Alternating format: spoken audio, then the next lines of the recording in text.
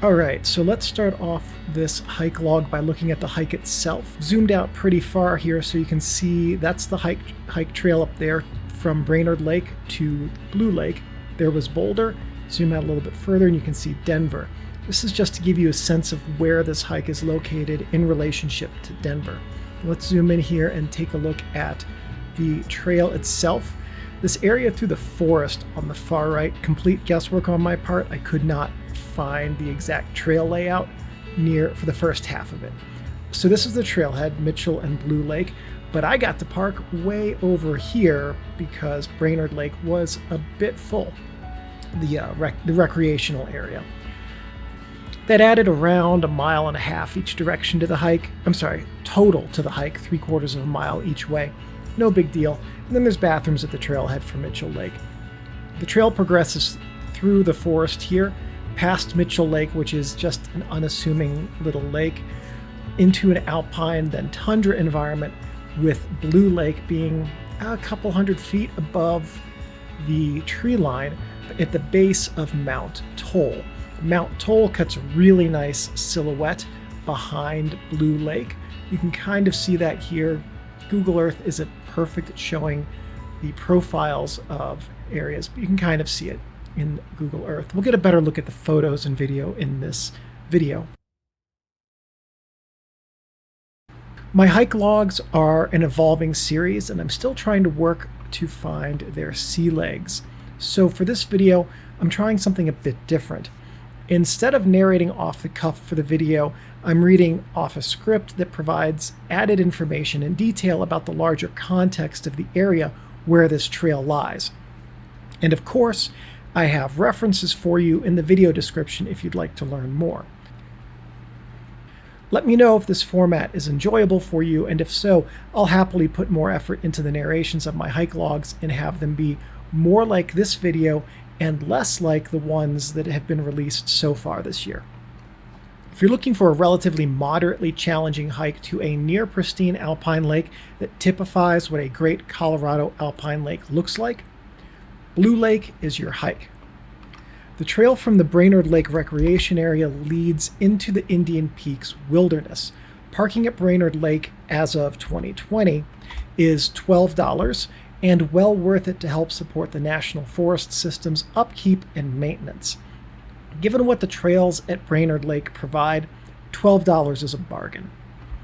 According to information sent to me by the Boulder District of the National Park Service, Dlue Lake itself is a deep alpine lake with a mean water level of 11,340 feet above sea level, a maximum depth of 100 feet, and 22.7 surface acres. For those of you who like to hike and then fish, Dlue Lake has a reputation as a fantastic spot for greenback, cutthroat, and rainbow trout. Greenback cutthroat is one type of fish, rainbow trout is the second, they're both trout. Also in Dlue Lake, the months following ice-off are the most productive for fishing as the trout are in a feeding frenzy. That's generally going to be late June through July. That's going to be most productive for fishing. Dlue Lake sits at the base of Mount Toll in the Indian Peaks wilderness. Mount Toll is one of the most appropriately named mountains in Colorado, not because climbing it is going to take a toll, but it's named for Roger W. Toll, a charter member of the Colorado Mountain Club and at one time the Rocky Mountain National Park superintendent.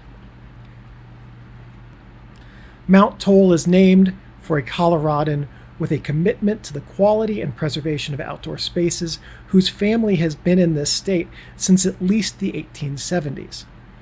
Colorado mountains, some of them, have problematic names. Multiple 14ers, of which Mount Toll is not one, are under petition for name changes. Mount Evans, Redskin Mountain, and Squaw Mountain are all under consideration for name changes.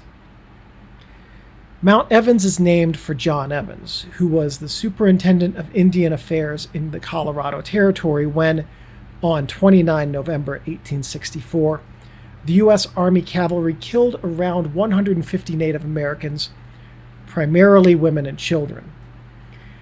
There exists no known information that Evans knew the massacre would occur, nor that he had any part in it, and it is understood that he did not see the Sand Creek Indians as a threat, and he likely would have opposed and worked against the massacre happening if he had had knowledge beforehand.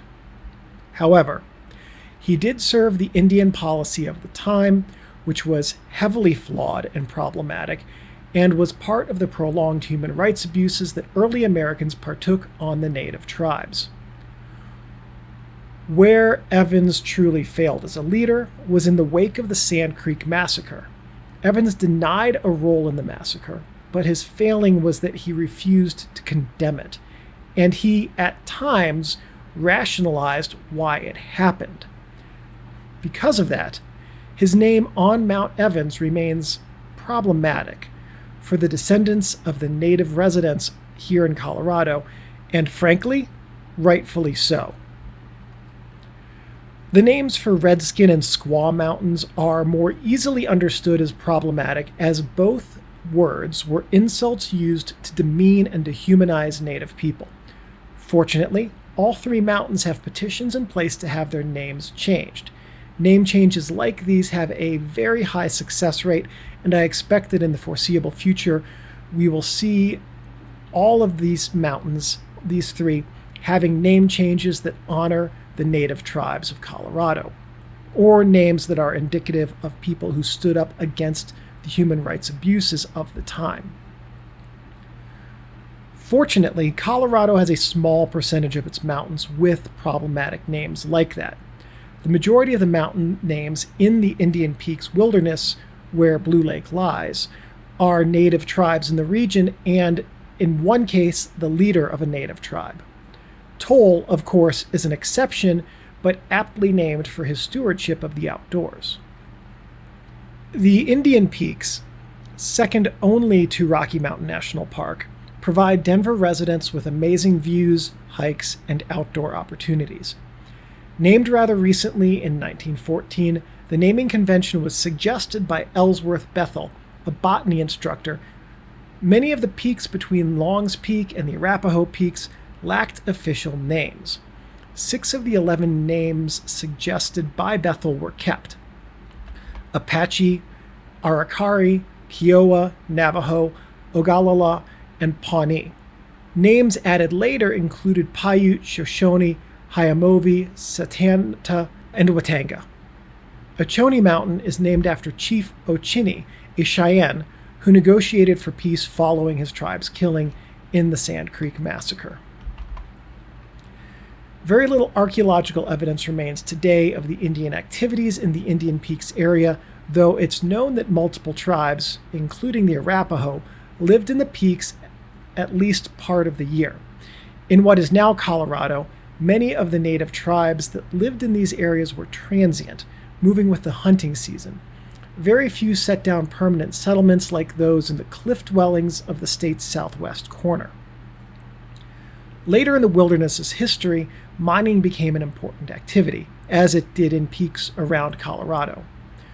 Miners would hike or take horses into the mountains to pan for precious metals, typically gold, and look for lode mines and seams where precious metals could be mined, processed, and sold. The Colorado Gold Rush followed, by a handful of years, the California Gold Rush, and delivered large quantities of important minerals. Gold, silver, lead, molybdenum, and other minerals and elements were mined in the state. For gold, the most important of them as it drew large swaths of Argonauts from the east, miners used mercury to dissolve elemental gold out of ore, and then would heat the mercury in the gold slurry to evaporate it, and then recondense it in a condenser for use again. They would then have the mercury recycled, leaving the gold to be processed. The early miners in the region discovered many of the mountain passes, lakes, and areas in which settlers could mine and live in relative safety. This is true of all of Colorado's mountain ranges, not just the Indian Peaks. Personally, I find the Indian Peaks to be one of the more attractive wilderness areas in Colorado. There are no 14ers, and because of that, were the Indian Peaks wilderness not so close to Denver, it would be less visited. But also, because of that, it's easier to get mountain views within the peaks of other mountains and of the higher peaks in the wilderness areas that surround it.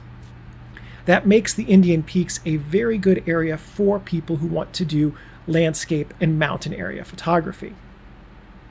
So not having 14ers does not mean that the Indian Peaks wilderness lacks beauty. In fact, many of Colorado's 12 and 13,000 foot peaks are incredibly pretty structures with dramatic outlines and magnificent lakes in their glacial basins. Dlue Lake itself is the largest of the 3 lakes reachable on this hike. Mitchell, near the trail's start, is easily accessible, small, and shallow. At 13.5 surface acres and a maximum depth of 14.5 feet, Mitchell Lake is much more of a pond than a lake. It does have good cutthroat and brook trout potential, however, for fishermen who don't want to hike the whole way to Dlue Lake. The Dlue Lake Trail sits nestled in a forest that rather quickly gives way to an unshaded trail below treeline. In Colorado, treeline is between 11,000 and 12,000 feet depending on the specific location and the trees there. Here on the Dlue Lake Trail, treeline is around 11,200 feet, slightly less in places. For the adventurer, the Dlue Lake Trail offers a nice mix of well-trodden trail and rocky fields for rock hopping. Beyond Dlue Lake, the trail to Little Dlue Lake is a rocky scramble of around 500 feet in gain. I didn't take that part of the trail on this hike because of a snowy ledge on it that, were I to slip, would have sent me down a snowy and icy slide, along with all of my camera gear, into Dlue Lake, and frankly, right now, I'm not in a position to replace all that stuff.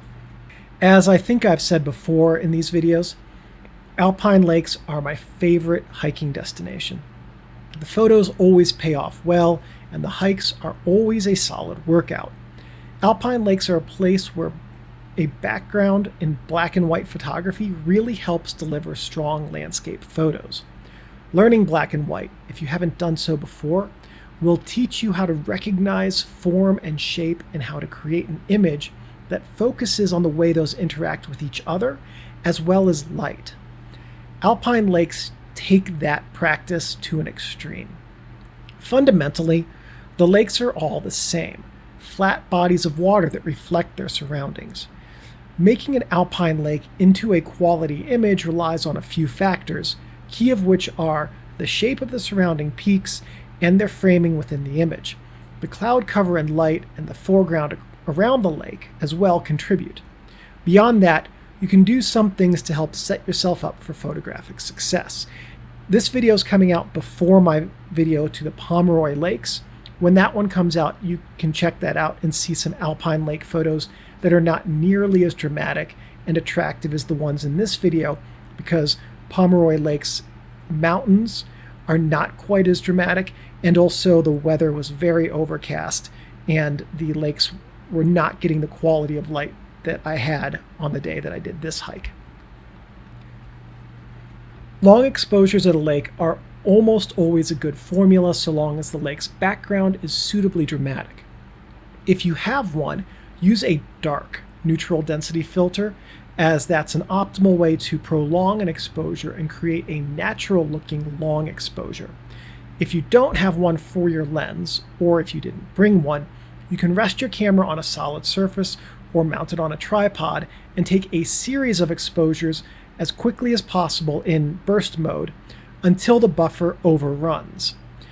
Then merge those exposures in post with mean blending mode, or if you don't have software with that option, layer them all and use lighter color transparency.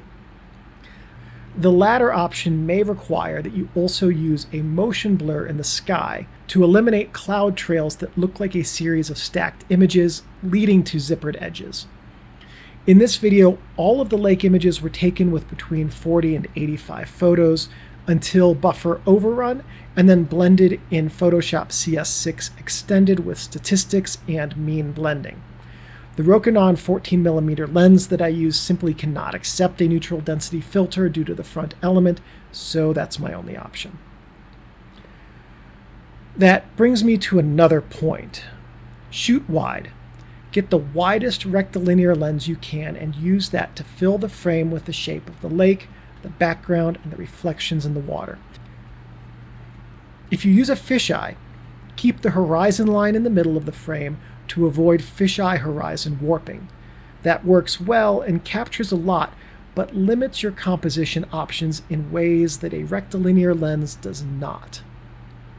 Bring a tripod. Even a small travel tripod is fine. There's no need to strap a 15-pound Gitzo Studex to your backpack for this type of work. I often use an Ultrapod 2, which weighs in at around 7 ounces and fits in one of my water pouches next to a hydro flask. Alternately, when I'm feeling up for it, I'll bring my Manfrotto carbon fiber tripod, as I did on this hike, and use that as it's only around 4 pounds. Sturdy and light are a hard combination to find in tripods, but it's helpful to have that pairing when you have it available. And then after that, the rest of the choice is about composition, scene, image structure. That's all up to you and your creative voice. So now let's take a look at some of the photos that didn't make it into the main video here, and we'll talk a little bit about them and how I made them and what they are of. So starting here, this is Dlue Lake. There's this rock in the foreground. My idea with this shot was to have the rock mimic Mount Toll, but it just kind of gets lost. I wouldn't do that shot again on purpose. Here's a long exposure simulation where you can really see the water kind of being made textured by the long exposure simulation. Here's a one with the Yashica 45 on full frame, showing a close-up of Mount Toll and its little waterfall. Most of these, by the way, especially wide ones like this, were taken with the Rokinon 14mm. Here's an ultra close-up of Mount Toll and the waterfall. I think this was with an 85mm lens. Then here's one where the water, I think, looks unnaturally smooth, and that's because after I compiled this image to make the waterfall blurry, I went back and did a Gaussian blur on the water. I wouldn't do that again either, because it just doesn't look real. And then the rest of these images are pretty much different framings and variations on Dlue Lake with lenses like the Fun Leader and the Rokinon, so you can see how different framing choices affect the outline of the background as well as the reflections in the lake. And those are the things that you want to go for. Get the lake to have the reflection of the mountains. Still water is the best for this, but if there's energy in the water like this single shot demonstrates, you're not going to be able to have still water. So then simulating or having a long exposure is your only option. And a simulated long exposure like this one will capture blurry reflections of the mountains and clouds in the water and can give you a good and serviceable image. So that's my hike up to Dlue Lake with some photos and some tips and some history. I hope you enjoyed it, and I will see you in the next hike log.